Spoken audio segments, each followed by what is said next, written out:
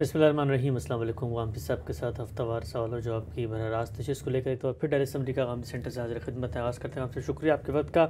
दावत दीन और उसका तरीक़ाकार इस मौजू पर गुफ्तगू की आज 17वीं नशिस्त है। हम सब जुज़ में एक चीज़ को हम आपसे समझ रहे हैं। गामदी साहब ने जिस इदारे को वजूद पजीर किया उसका तारुफ़ क्या है, उसके मकसद, उसके मकासद, अहदाफ और उसका मिशन क्या है, विजन क्या है, किस चीज़ को हम ज़ेर बहस ला रहे हैं। हम सब कल हमने प्रॉब्लम स्टेटमेंट समझी थी कि जिस पस मंज़र में आपके यहाँ ये अर्ज पैदा हुई कि तफ़क्कुफ़ फ़िद्दीन का अमल मिल्लत में उस नहज पर कायम नहीं रहा, इस तरह से सियासत की हरीफाना कशमकश है, लोग कुरान और सुन्नत पर बरह रास्त और फ़िक्र से अपने आप को महरूम कर चुके हैं। और इसी तरीके से फ़िरक़ों और मसालिक की दावत दी जाती है, दीन की दावत और दीन में जो बुनियादी मबाहिस हैं उनकी दावत नहीं दी जाती। हम सब आप लिखते हैं कि अल-मौरिद के नाम से ये इदारा इस सूरत हाल की इस्लाह के लिए कायम किया गया। चुनांचे इस इदारे का बुनियादी मकसद दीन के सही फ़िक्र की तहकीक और तनकीद, तमाम ज़राए से वसी पैमाने पर उसकी नशर व इशाअत और उसके मुताबिक लोगों की तालीम व तरबियत है। 3 आपने पहलू अपने काम के मुतय्यन किए, एक तहकीक करनी है, दूसरा तालीम का शोबा है और तीसरा नशर व इशाअत। मैं पूछना चाहता हूँ आपसे कि ये तीनों जो पहलू हैं ये आपने कैसे कायम किए, लेकिन पूछने से पहले हम साहब का माइक लगाना हम भूल गए। माइक लगाते हैं और फिर जवाब लेते हैं।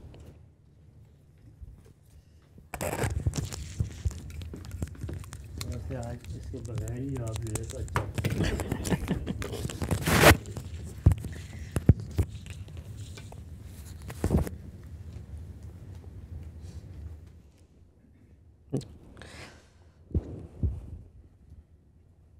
जी हम सब तो फरमाइएगा कि ये 3 शोबे हैं आप समझते हैं कि जिस वक्त दीन के उलमा काम करना चाहते हैं सोसाइटी के अंदर निकल के, तो इल्म और तहकीक, तालीम और तरबियत और नशर व इशाअत, ये कैसे मुतय्यन हुए? ये सब चीज़ें बिल्कुल अक्ली हैं। यानी हमें जो दीन दिया गया है वो आप जानते हैं कि अल्लाह की किताब की सूरत में है, पैगंबर की सुन्नत है, उसके साथ इल्म की एक बड़ी रिवायत पहले दिन से कायम होना शुरू हो गई। यानी रसूलुल्लाह सल्लल्लाहु अलैहि वसल्लम ने जो दीन दिया उससे लोगों को समझाया भी। सहाबाए किराम में भी उलमाए सहाबा यही खिदमत अंजाम देते रहे। बाद के ज़मानों में भी हर दौर के उलमा यही खिदमत अंजाम दे रहे हैं। इसका लाज़मी नतीजा क्या है? इसका लाज़मी नतीजा ये है कि दीन के हक़ाइक़ से मुतल्लक़ मुख्तलिफ़ आरा भी सामने आती हैं, मुख्तलिफ़ ज़ाविया नज़र भी सामने आते हैं।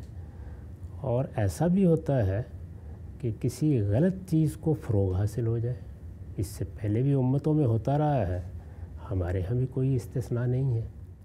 चुनांचे ज़रूरी है कि आप तहकीक करके मुतय्यन करें कि सही बात क्या है। ये सिर्फ़ मुझे नहीं करना, आपको नहीं करना, ये हर दौर में अहले इल्म को करना है। सहाबाए किराम के ज़माने से लेके हर दौर की ज़रूरत है कि ये होता रहे। मैंने बारहा तवज्जो दिलाई है कि इस उम्मत की पूरी तारीख़ में वो लोग जिन्होंने इल्म के लिए अपने आप को वक्फ़ किया वो यही करते रहे। एक निगाह डाल के देख लीजिए, ये बिल्कुल अक्ली तकाज़ा है। वही नहीं आनी, अल्लाह ताला की रहनुमाई बराह रास्त हासिल नहीं होनी, कोई शख्स अल्लाह ताला की तरफ से मामूर करके नहीं उठाया जाएगा कि वो लोगों को ये कहे कि मुझे तो जिब्रील अमीन ने आके बता दिया है सही दीन ये है, सही बात ये है, मैं तुम लोगों तक उसका इब्लाग कर रहा हूँ।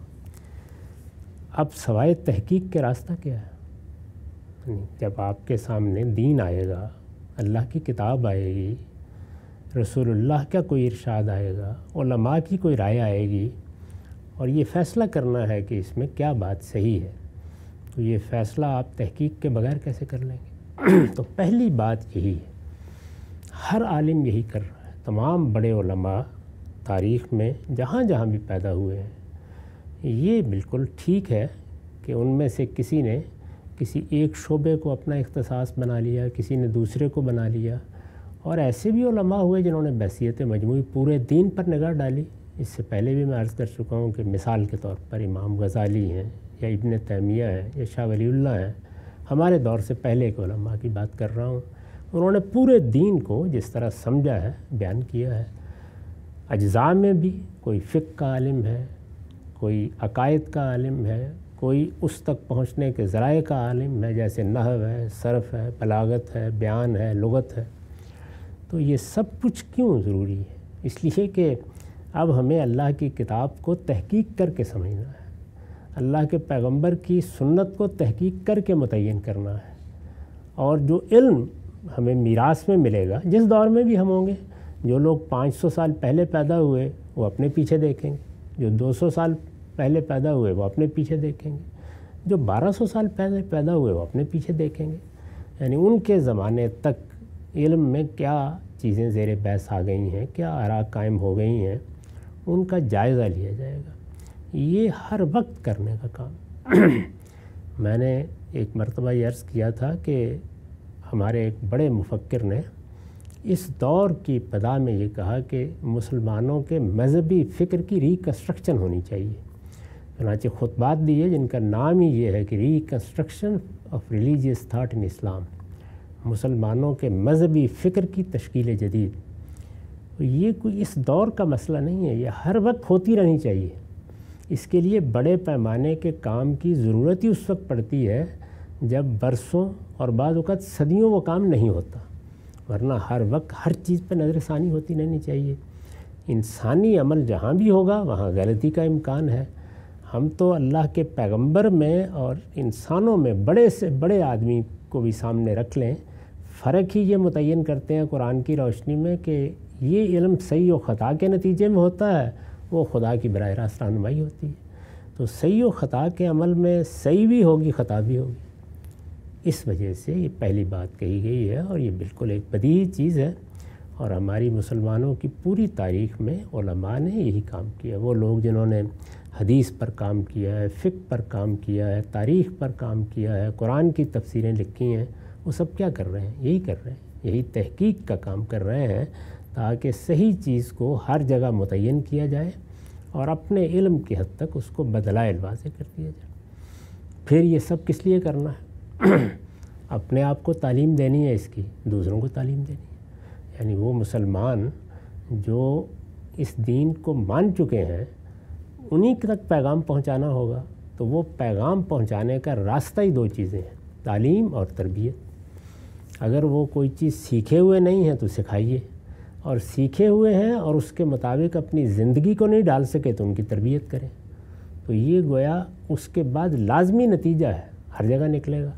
چنانچہ ایک نظر ڈال کے دیکھیے اپنی تاریخ پر، تو ہر دور میں ایسے اہل علم پیدا ہوتے رہے ہیں جنہوں نے اپنی زندگی اس کے لیے لگا دی کہ وہ اگر تحقیق کا کام نہیں بھی کر رہے تو جو پہلے تحقیق ہو چکی ہے، جن علماء کی تحقیق پر ان کا اطمینان ہے، اس کے مطابق لوگوں کی تعلیم تربیت کا اہتمام کریں۔ یہاں بھی یہی چیز ہے، اگر کسی چیز کی تحقیق کرنے والے لوگ ہوں گے تو کریں گے، نہیں تو جو میراث پہلے سے موجود ہے اس کے مطابق لوگوں کو تعلیم دیں گے، لوگوں کی تربیت کریں گے۔ دوسری چیز یہی ہے، یہ جو نتائج نکلے ہیں، خواہ وہ تعلیم کے نتیجے میں سامنے آ رہے ہیں، خواہ تحقیق کے نتیجے میں سامنے آ رہے ہیں، اس کو آپ اٹھا کر اپنے گھر میں تو نہیں رکھ لیں گے، اپنی جیب میں تو نہیں ڈال لیں گے، ان کو دنیا تک پہنچنا چاہیے، یہ خود ان کا حق ہے۔ تو اس لیے تیسری بات بیان کی گئی ہے، نشر، اشاعت، اس کو آپ خالص قرآن کی اصطلاح میں دعوت کہہ سکتے ہیں، پیغام پہنچائیں گے۔ یہ میں عرض کر چکا ہوں کہ غیر مسلموں کے معاملے میں اللہ تعالیٰ نے بالکل واضح کر دیا ہے کہ ان کو صرف اللہ کی کتاب دی جائے گی، اللہ کی کتاب پڑھ کے سنائی جائے گی، اللہ کی کتاب ان کو پڑھائی جائے گی، اللہ کی کتاب ان کی خدمت میں پیش کی جائے گی، کتاب کا تعارف اور کتاب، اس سے زائد کوئی کام ہمیں نہیں کرنا، وہ کتاب خود کرے گی، اور جب وہ کر لے گی تو اس کے بعد وہ بھی وہیں کھڑے ہوں گے، یا انہیں تعلیم کی ضرورت ہوگی یا تربیت کی ضرورت ہوگی۔ تو یہ تین کام ہیں جو اگر آپ غور کر کے دیکھیں تو اس امت کی پوری تاریخ میں اہل علم کرتے رہے ہیں۔ اس کے سوا کوئی اور کام دین کے لیے نہ کرنے کی ضرورت ہے، نہ کرنا چاہیے، اور نہ اگر کیا جائے گا تو اس کا کوئی اچھا نتیجہ نکلے گا۔ یہاں تو یہی چیزیں ہیں۔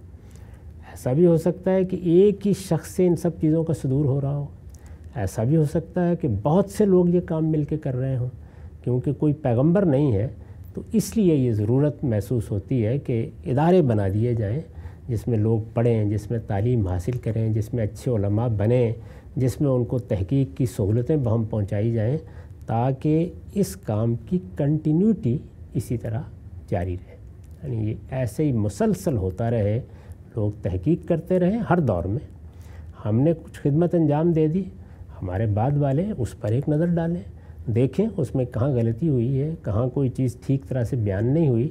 دونوں طرح کی چیزیں ہوتی ہیں. بعض اوقات کسی نتیجے تک پہنچنے میں غلطی ہو جاتی ہے، اور بعض اوقات نتیجہ بالکل درست ہوتا ہے لیکن اس کو بیان کرنے، اس کو پیش کرنے کے انداز میں خرابی ہوتی ہے. یہ سلسلہ جاری رہنا چاہیے. اس کے مطابق تعلیم تربیت کا اہتمام، میں پہلے عرض کر چکا کہ اس کا تعلق تدبیر سے ہے کہ آپ کوئی ادارہ بنائیں گے، آپ درخت کے نیچے بیٹھ کے کام کر لیں گے، آپ کسی دیہات میں بیٹھ جائیں گے، آپ کسی شہر میں آئیں گے، یہ سب تدبیر کی چیز ہے. جو صلاحیت اللہ نے دی ہے اس کے مطابق تدبیر ہوگی. یعنی کوئی آدمی اپنے گھر میں چند لوگوں کو بلا کے تعلیم دے دیتا ہے، کوئی بڑے بڑے کالج، بڑی یونیورسٹیاں بنا دیتا ہے. تو یہ سب چیزیں جتنی ہیں ان کا تعلق تدبیر سے، اور تدبیر کا تعلق زمانے سے، اس کے حالات سے، اس کی ضرورتوں سے ہوتا ہے. لیکن کام کیا ہوں گے؟ یہی تینوں، اس کے سوا کوئی اور کام نہ ہونا چاہیے، نہ کرنا چاہیے. اور اگر یہ پوچھیے کہ دین کا تقاضا کیا ہے تو علم و عقل یہ کہتے ہیں کہ یہی تین کام ہے. ٹھیک، بنیاد واضح ہو گئی. ہم سب اس کی بنیاد علم اور عقل ہے، اور ہمارا جو تجربہ ہے کہ جس بنیاد پہ دین کی نشر و اشاعت ہو سکتی ہے سوسائٹی میں. اچھا، آپ نے اس میں جو پہلا نقطہ لکھا کہ تحقیق ہوگی، ہمارے ہاں بالعموم جب یہ لفظ سنا جاتا ہے بالخصوص ان لوگوں کی جانب سے کہ جو کسی مسلکی وابستگی سے یا شناخت کے ساتھ نہیں کھڑے ہوئے، تو مذہبی طبقے میں ایک جس کو آپ کہتے ہیں تحفظ پیدا ہوتا ہے. وہ یہ کہتے ہیں کہ جی اگر آپ نے یہ رستہ کھول دیا تحقیق کا تو اس کے نتیجے میں تو ایک پورا کا پورا دینی فکر، ایک پورا کا پورا دینی سٹرکچر ڈیولپ ہو چکا ہے، اور اس کے پیچھے انسانی عقل نہیں بلکہ وحی کی روشنی ہے. تو یہ لوگ آ کر کہتے ہیں کہ جی دین پر تحقیق کرو، حالانکہ تحقیق تو جدید چیزوں پر ہوتی ہے، علوم پر ہوتی ہے. دین تو متعین ہے، اس کو اللہ کے پیغمبر نے پہنچا دیا ہے، پوری امت اس کو آگے لے کر منتقل کر رہی ہے. تو وہ بھی تحقیق کرتے ہیں لیکن اس کے انہوں نے کچھ اصول بنائے ہوئے. پوچھنا میں آپ سے چاہتا ہوں کہ آپ نے ایک ادارے کی بنیاد رکھی، آپ دعوت دیتے ہیں کہ جی اہل علم علماء اس میں آئیں، تحقیق کریں. تحقیق کا کوئی دائرہ ہے، کوئی 4 کارنرز ہیں جن کے اندر رہ کر تحقیق کی جائے گی؟ مثلا کوئی مستشرق اٹھ کے آ جاتا ہے، کوئی ملحد اٹھ کے آ جاتا ہے، وہ کہتا ہے میں نے دین کی نفی کے اوپر تحقیق کرنی ہے، تو ہم دینی ادارے تو کبھی بھی اس کو فیسیلیٹی اس طرح سے نہیں کرتے. تو کیا اس میں بھی کوئی دائرہ ہے، کوئی 4 کارنر اگر ہیں تو کیا یہ 4 کارنر بنانا بھی ضروری ہے تحقیق میں؟ یہ جو صاحب تشریف لائیں گے اور کہیں گے میں نے دین کی نفی پر تحقیق کرنی ہے، میرے نزدیک تو اگر کوئی آگے کہے میں نے دین کے اس بات پر تحقیق کرنی ہے تو وہ بھی محقق نہیں ہے، وہ تو پہلے سے ایک رائے قائم کر کے آ رہا ہے. تو اس طرح کے آدمی کو گھر بھیج دینا چاہیے. تحقیق کا مطلب ہی یہ ہے کہ جو چیز ہمارے پاس ہے ہم دیانتداری سے اس کو سمجھنے کی کوشش کریں گے، اس کو جانیں گے. تو ایسا کوئی آدمی اگر مثال کے طور پر مسیحیوں میں سے آ کے کہتا ہے کہ میں یہ کام کرنا چاہتا ہوں اور دیانتداری سے میں اس دین کو سمجھنا چاہتا ہوں، کیونکہ یہ دین ہے، یعنی یہ کوئی ہنر نہیں ہے جو آپ سیکھنے کے لیے آ گئے ہیں. تو اس میں تو پہلا قدم ہی یہ ہے کہ میرے لیے یہ مقصد ہے کہ مجھے حقیقت کو جاننا ہے، اور جیسے ہی حقیقت میرے علم میں آئے گی مجھے اس کے سامنے سر جھکا دینا ہے. تو اس جذبے کے ساتھ آنے والے کے تو پاؤں دھو کر پینے چاہیے، یعنی اس میں کیا رکاوٹ کا سوال ہے. وہ لوگ جو یہ کہتے ہیں وہ اصل میں اپنے مسالک، اپنے فرقوں کے پابند ہو کے رہ گئے. اسی لیے تمہیدی مبحث میں ان چیزوں کو موضوع بنایا گیا ہے کہ ہمارے ہاں تفقہ فی الدین کا عمل صحیح نہج پر قائم نہیں رہا.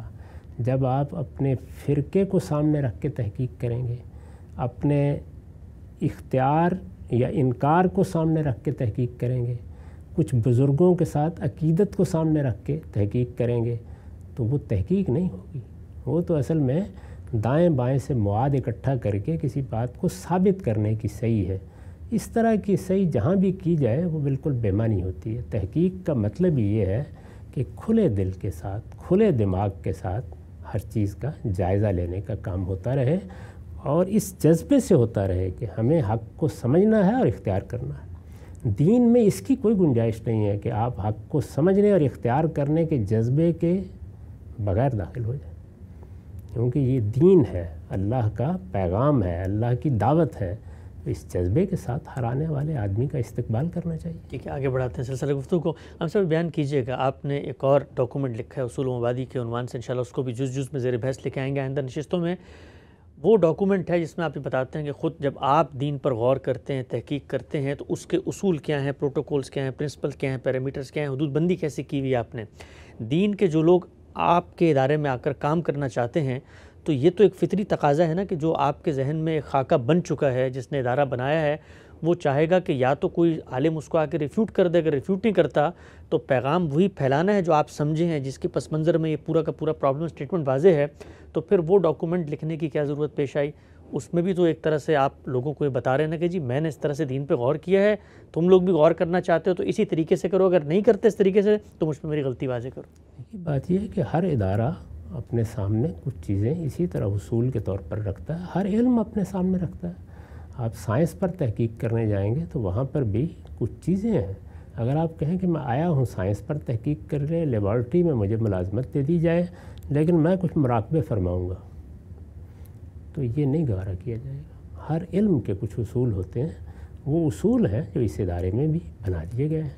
وہ ایسا نہیں ہے کہ میں نے بنا دیے ہیں اور بس چونکہ میں نے بنا دیے مان لیے جائیں. ان اصولوں پر غور کیا گیا، برسوں اس پر بحثیں ہوئیں. اس کے بعد ان اصولوں کی دستاویز کو خود اس ادارے کے لوگوں نے اختیار کر لیا. اس کے باوجود وہ انسانی کام ہے. اگر فرض کیجئے کہ 2 برس بعد 4 برس بعد میرے موجودگی میں اس کی کوئی غلطی واضح ہو جاتی ہے، ترمیم ہو جائے گی اس میں تو یہ عرض کر رہا ہوں کہ اصول بنانے کا کام ہو یا ان کے اطلاق کا یا ان کی روشنی میں چیزوں کو سمجھنے کا، یہ ایک دن کے لیے بھی نہیں رکنا چاہیے، ہر وقت ہوتے رہنا چاہیے. تو اس لیے جو اصول قائم کیے گئے ہیں وہ ایک مختصر سی دستاویز ہے. اس میں یہ نہیں بتایا گیا کہ یہ میری آراء ہیں، یہ میرے نتائج فکر ہیں، نہیں، وہ بنیادیں واضح کی گئی ہیں جو سامنے رہنی چاہیے. ان بنیادوں کے دلائل بیان کر دیے گئے ہیں.